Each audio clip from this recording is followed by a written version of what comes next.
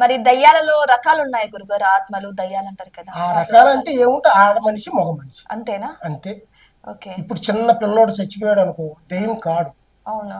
అది దేవుడు, బాలదేవుడు అని మనం పిలుచుకుంటాం, బాలదేవుడు. అదే మనిషి దేవుడు కాకుండా ఒక చెడి ఆత్మలో చేరి ఆయన చేసిన పాపాల వల్ల, ఆయన చేసిన ఇబ్బందుల వల్ల, ఆయన కుటుంబాన్ని ఏడిపించో ఇబ్బంది చేసి ఆయన ఒక దెయ్యంగా మారి ఆయన నరకానికి వెళ్ళాడు అనుకో, స్వర్గం కాకుండా ఆ నరకానికి వెళ్తే ఆ మనిషి ఏమవుతుంది, ఆ ఆత్మ ఇక్కడ తిరుగుతా ఉంటుంది.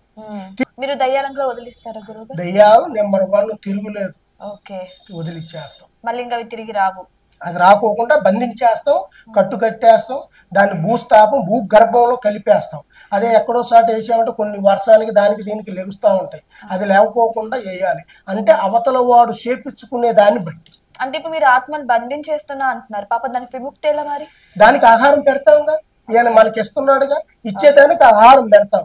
అమ్మా ఆడ మనిషి అయితే నీకేం కావాలి, గాజులా, బొట్టు బిళ్ళలా, చెవులియా, లేకపోతే నీ డ్రెస్సా, నీకు ఎలాంటిది, కోడా, చికెనా, మటనా, లేకపోతే బిర్యానా, వైట్ రైసా, నువ్వేం తింటావు, వాళ్ళ మీదకి రావద్దు, ఇగో నీ ఆహారం నేను పెడుతున్నా, నువ్వు రా నా దగ్గరికి అని వాళ్ళ ముందే ఆ ఆత్మని పట్టుకొని ఒక కుండలోనో ఒక సీసాలోనో లేదా ఒక బొమ్మలోనో తెప్పించేసి దాన్ని భూస్థాపన చేసి దాన్ని శుభ్రంగా వండేసి ఆహారం అక్కడ పెట్టేసి ఉన్నాం.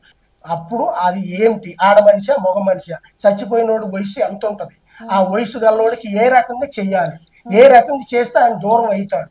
ఆడ మనిషి 60, 70, 30, 25, 20.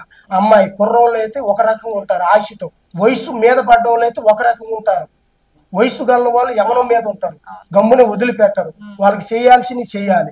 వయసు మీద పడ్డ వాళ్ళు 60, 70, 80, 90, 100 వచ్చి చచ్చిపోయిన వాళ్ళకైతే వాళ్ళకి కొంచెం ముసలి వయసు ఉంటుంది, వాళ్ళకి ఏం పెడితే తక్కువ తిని వెళ్ళిపోతారు అనేది అట్టు పెట్టుకుంటారు. ఇట్లా దెయ్యం అనేది ఉంది, ఆ మనిషిని పట్టి పీడించే వాళ్ళకి నా దగ్గర పరిష్కారం ఉంది.